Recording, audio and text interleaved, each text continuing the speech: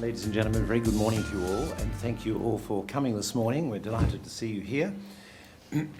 Just a few brief remarks from my side, and then, as Sama has indicated, our two co-authors will make some brief remarks. So, I'd like to address three things very briefly. First of all, why do we do this exercise?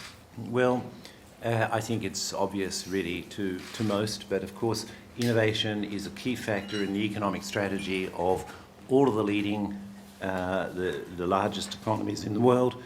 But you can go broader than that, and I think it's become a central element of the economic strategy to add value, and to add value through innovative technologies, in particular for all economies at every level throughout the world.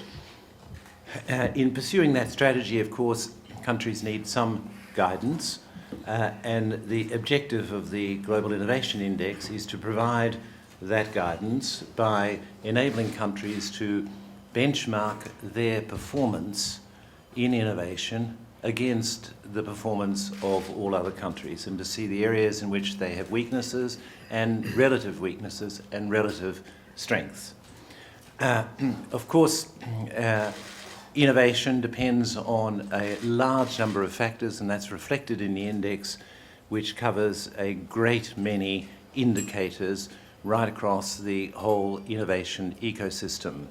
One of those indicators concerns intellectual property, and just a quick word on intellectual property. It is an indispensable but not sufficient element in a vibrant innovation ecosystem. It's intellectual property which permits enterprises and institutions to protect the competitive advantage that they have as a consequence of innovation. Looking then at this year's Global Innovation Index and its findings, my colleagues will comment on this in greater detail. Let me allude to just one element in it, and that is the performance of China, which, as you know, has risen 5 places from number 22 to number 17. And that is, of course, an outstanding performance. We place less emphasis on year-to-year changes, but in the case of China, it fits into a trend, and that is a trend that we have seen over several years now of China rising in the rankings. And this is very significant. It is the only middle-income country to be ranked in the top 20 in the Global Innovation Index, and this is quite an achievement. Our findings conform with a large range of other indicators, all of which point to the high-level focus from the President down on innovation as a central element in the structural transformation of the Chinese economy, away from, if you like, labour-intensive factories towards higher value addition and innovation as a central element in the economic strategy. I will leave my remarks at that point. I'm sure there are much discussion that we can have on all of these elements, and I have pleasure in passing the floor to Professor Soumitra Dutta. Thank you very much, Francis, and good morning, everyone. You have the rankings with you, so I will not repeat them, but it's worthwhile noting that Switzerland has been number one position in the rankings since 2011. So a question that is often posed to us is, why is Switzerland so high in the rankings? Why does it stay there? And to answer that question, it's useful to actually understand what is the basic innovation model that is there inside the Global Innovation Index. Traditionally, if you went back 15 years and you asked how did people measure innovation, it was based on a relatively narrow set of typical science and technology metrics, like the number of researchers, the number of patents, the number of publications, and venture capital in a country. Those metrics are still equally valid today, and we do include them in a Global Innovation Index, but we do believe that innovation has become much more broad-based in society. So for a country to succeed in innovation, the country needs to be able to excel in providing the right kind of institutional framework, the right kind of investments in broad-based education in the country, and also be successful in creating innovation outputs that go beyond traditional science and technology. For example, the media, film, TV, these all are examples of innovations. In our model, we also include elements of innovation by individual citizens. Online blog posts are also examples of individual creativity and innovation. So Global Innovation Index really looks at a broad-based measure of innovation, and countries such as Switzerland really have excelled in having a high level of excellence in all these different elements of innovation that are necessary. Now, they can be compared to links in a chain. If you have links in a chain and any one link is weak, the chain is not really strong. But if all the links are equally strong, then basically the chain becomes also very strong. And this is really what makes Switzerland very unique and very much at the top on the index. Now, if you look at and compare the US with Switzerland, what is very important to keep in mind is that the US is a large country. And in absolute terms of innovation and outputs and researchers and patents and publications, the US and China dominate all of the countries. So the US produces much more innovative articles and other kinds of innovative outputs than Switzerland. But of course, what happens is when you look at and normalize by size or GDP or normalize by size of population, the US doesn't necessarily come in the number one ranking, but the US does extremely well. And also what is important to keep in mind is people often ask the question in the top 10, how come there are so many small economies out there? And the reality is that we have looked at this relationship between population size and innovation rankings, and what we have found is that there is no correlation between size of economy and the ranking on the Global Innovation Index, which means in effect that there is no small country bias. Being small doesn't necessarily get you there at the top of the innovation rankings. But what it does mean is even if you're small or big, having the right innovation policies is very critical to succeeding on the innovation rankings. Thank you. Thank you, Francis. Thank you, Soumitra. So just a few additional words about two aspects of the report. The first one is, what do we see in terms of international dynamics of innovation? In particular, is there an innovation divide? Is it increasing, decreasing? And I would say a few words about the theme of this year's report, energizing the world with innovation. So regarding the innovation divide, clearly, if you look at what we call the bubble chart, the main diagram in the report, we still see a very strong correlation between income per capita and innovation performance. So clearly the rich countries are at the top of the rankings, the poorer countries are lower down. But in all parts of the world, we see very encouraging signs. We have high performers in terms of innovation, that is countries that are performing at a level which is higher than what their income per capita would lead to expect. In those countries, we have Mexico in the Latin American region. We have countries like Kenya, Rwanda, South Africa on the African continent, Ukraine in Eastern Europe, and we have also Indonesia, Malaysia, Thailand or Vietnam, to take a few examples, in the Asian region. In each of those, we see high performance and again encouraging signs. Something is happening. But as both Francis and Soumitra underlined, the most spectacular case is China. So I will not repeat what you've heard already, just to flag the fact that, as Francis mentioned, it's moving away from labor-intensive production and competition. It's also, when you look down at the data, at the level of the quality of innovation, that China is moving up. The number of publications, the number of patents, the number of researchers are all areas in where China outdoes the US. They do better than the US economy. So that's clearly an indication of what may happen next. Clearly, China is not going to stop rising in the rankings, and there will be elements to watch.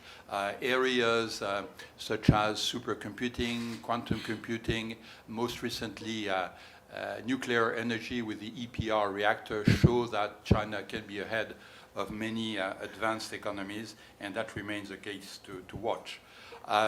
Regarding the theme, we insist in the report on the fact that solving the equation between ensuring enough energy production for a planet of 10 billion plus people on one hand, and saving that same planet and keeping the environment balanced and safe requires innovation. But it requires innovation not just at the level of what is often known as green energy, which is largely focused around production. We have to look for the roles of innovation in all four key components of the energy equation. That is production, clearly, but also storage, transportation of energy, and consumption of energy. And in all those four areas, innovation is critically important. Thank you.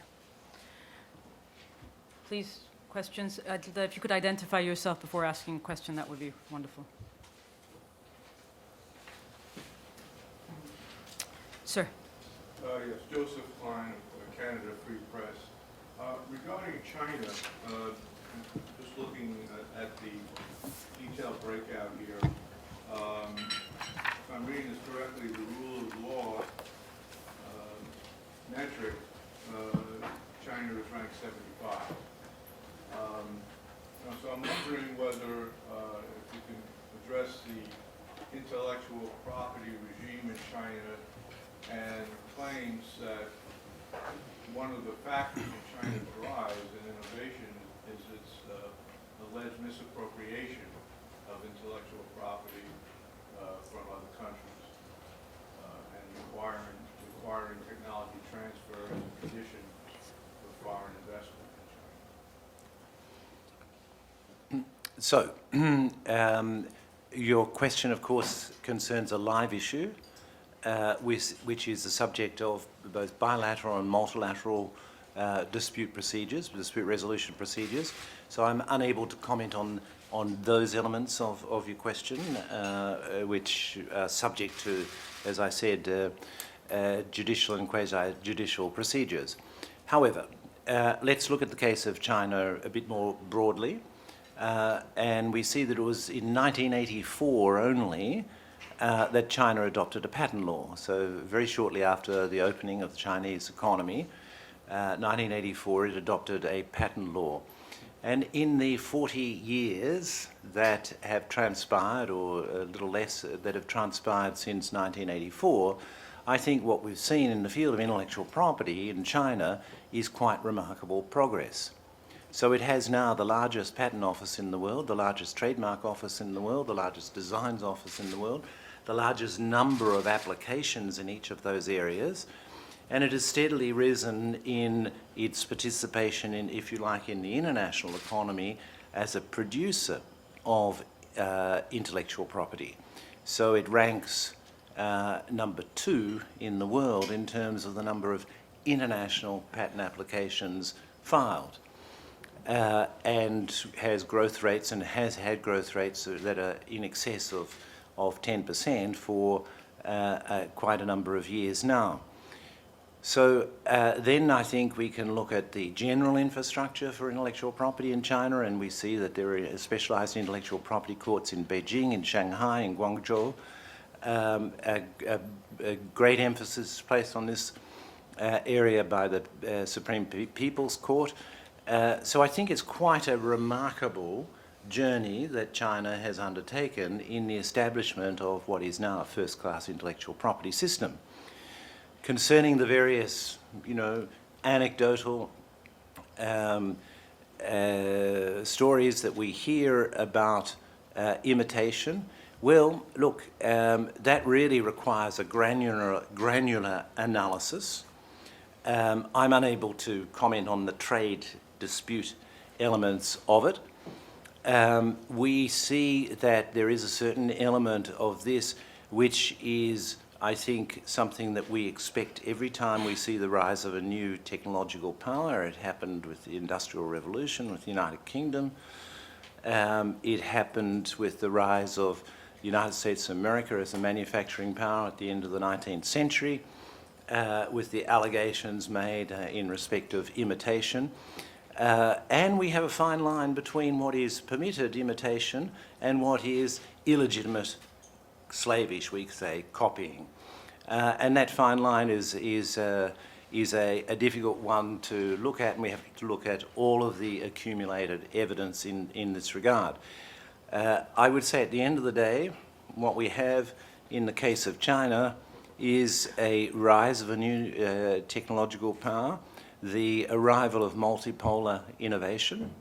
For a long while we saw the world dominated, if you like, by Europe, then of course the United States of America, then of course Japan, and to a lesser extent Korea, and now China. So we have really a highly, intensely competitive situation in the field of innovation and technology. And we have to look at the facts here, and there are instances that are doing that right at this moment.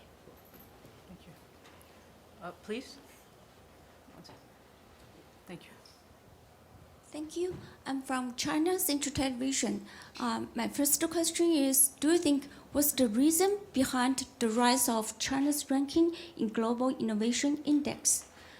My second question is about trade war. As we know, the so-called China's theft of American intellectual property is one of the reasons for Trump administration to wage trade war against China. So I want to know, how do you think about China's performance in the field of intellectual property protection, and how do you evaluate Trump administration's trade war against China? Thank you. So, look, I refer to my answer to the last question, really, and on the particular elements of a trade dispute, I can't really comment on this, because first of all, I'm not seized of all of the evidence that is being advanced by each side in respect of these various allegations. And secondly, there is a procedure in place which we have to respect, which will look very closely at this through a process of, on the one hand, negotiation, and on the other hand, adjudication. Nevertheless, to go to the more general picture, and the first part of your question, well, there are a great many factors behind the rise in the rankings of China in the Global Innovation Index. And of course, we have to recall that the rise in the rankings is a reflection. It's not the phenomenon, it's a reflection of an underlying performance. And as my colleagues have mentioned, a great many metrics are used in order to measure that performance. But what we see in the case of China, of course, is a top-down led deliberate policy to place innovation at the heart of their economic strategy, to ensure that the economy moves towards higher value addition, and that is in turn reflected in a whole of country effort, I would say. And so you see it in government policy settings, you see it in the introduction of market reforms, you see it in the establishment of institutions, you see it in the investment in research and development. It's now in absolute terms the second largest investor in research and development throughout in the world. Bruno Lanvin has mentioned some of the other indicators that really show that there is a widespread activity across the whole of the economy here, moving towards higher value addition and towards innovation. And there are strategies in the area of artificial intelligence, advanced manufacturing, robotics, in many of the areas of advanced technology which reflect this policy emphasis on innovation. Thank you. So, look, I did answer at the beginning, and I can't give you, who am I to give you an answer on a great deal of evidence that has to be, assessed and evaluated by instances that are in place. There are proceedings underway at the multilateral level, as well as negotiations at the bilateral level. We have to respect those. So I can't make a straightforward judgment on X is right and Y is wrong, or on this rather complex matter. Thank you. I'm from China Radio International.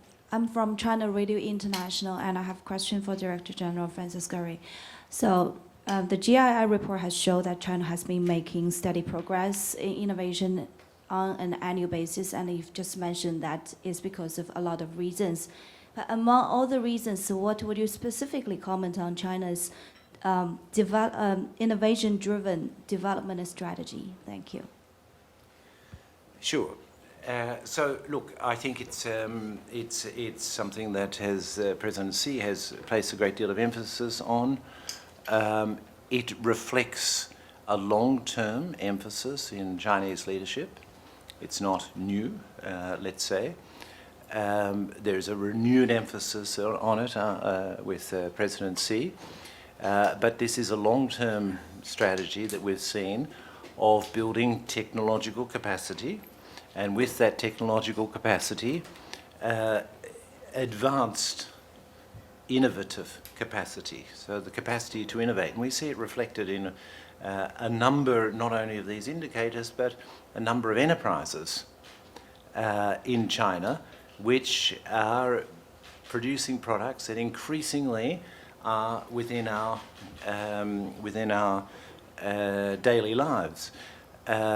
There is a report that has just been published in the last days on brand valuation worldwide, and one of the principal findings of that, by brands with a Z at the end, and one of the principal findings of that is the rise of China in global brands, which of course is another extremely important area, and you see that Tencent and Alibaba have risen considerably in the rankings there. So all of the indicators are pointing to, I would say, successful results from this emphasis on innovation. Okay. We can take a couple of more questions. Our friend from Brazil. Hi, my name is Danielle. I'm from Brazil. And actually, I would like to understand Brazil has improved in the ranking. So we are 5 positions ahead. And I would like to understand if that's because the country has indeed improved its policies, or if it's because other countries have worsened. And if it has improved, why? What happened? What did you see? And did you see advances? That's what I want to know. Maybe I'll just take the question because I've had the good fortune of visiting Brazil a few times this year. I think what has impressed me about Brazil is the leadership that is now shared across the government and the private sector. We have out here Gianna from CNI, and she's one of the Brazilian leaders who's helping shape the initiative called MEI, Mobilization for Entrepreneurs and Innovation in Brazil. I was recently a speaker at an event on Industry 2025 and how the 4th Industrial Revolution is going to shape the future of Brazilian industry. So I think what I see happening in Brazil is there's increased realization that the future needs Brazil and needs Brazilian industry to change and to innovate. And this is being also driven, I guess, by the sense of crisis that is there in the country at large, shaped by political uncertainty in the country. And so I think there's a force for change, which is a positive force right now in the country. And a lot of industry leaders that I meet with, they all are completely aware of this. They see the need for innovation.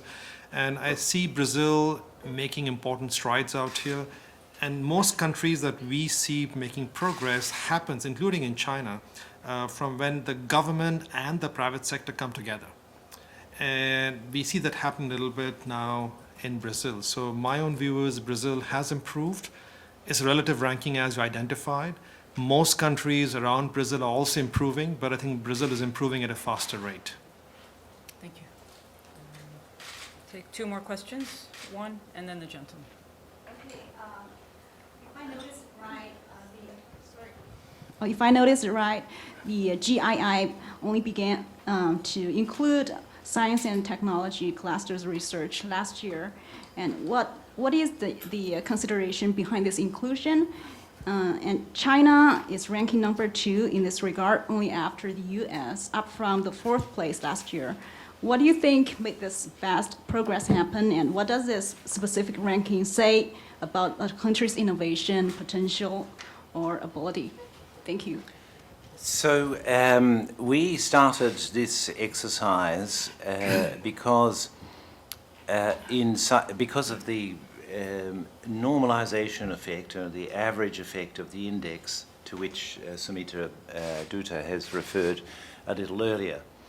And to some, it's a little surprising the United States is ranked number 6, for example, or even China ranked at number 17, when they are in, as Soumitra has said, in absolute terms, the greatest producers of innovations in various areas.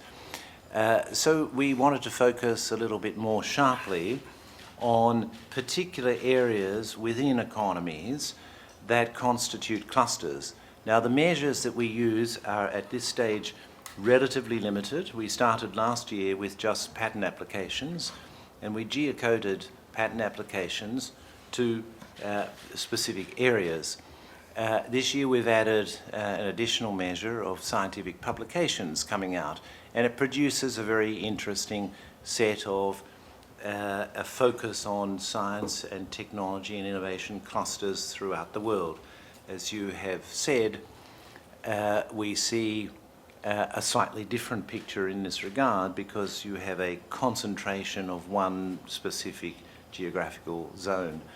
And indeed, the United States has a great many science, technology and innovation clusters, as indeed does China, with Shenzhen, Hong Kong, Shanghai, Beijing, Shanghai, and others all featuring very prominently as innovation hubs, if you like.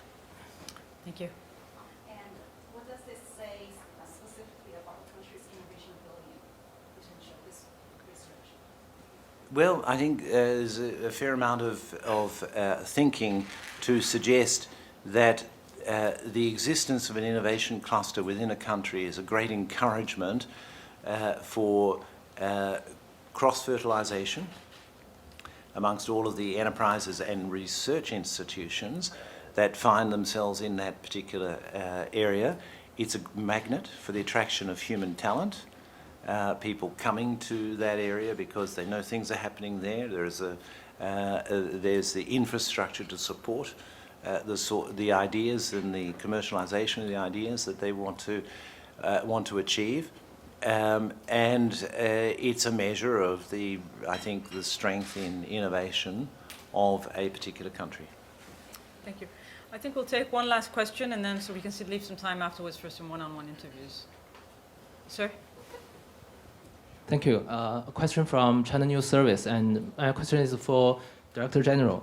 My question is, how do you evaluate all the actions China has taken to protect the intellectual property in recent years? And in your opinion, is there anything more for China to do to protect it? Thank you. Well, to repeat a little what I said earlier, I think it's quite a remarkable journey that China has undertaken in the area of intellectual property. And there are various ways of looking at that. And one way of looking at it, you can talk about the quality of those applications, because I've been mentioning quantitative indicators. We know that in the Chinese government at the moment, Chinese authorities are placing a great deal of emphasis on the quality of innovation and the quality of intellectual property applications. Now that the quantitative levels are in place. So I think it's really a remarkable achievement, and we have to remember that. Then, of course, on the other side, we've spoken about a little bit about that, and we have to see how that plays out. But all in all, this is a very, very impressive take-up by the whole of the economy of the notion of intellectual property as a central element, or as not a sufficient element by any means, but a central element of the policy of innovation that is at the heart of the strategy of economic structural transformation in the Chinese economy. Thank you. Well, thank you very much for coming, and I think a lot was covered in the press conference, but if anybody still has some interview requests, just step forward and we will try to accommodate. Thank you very much.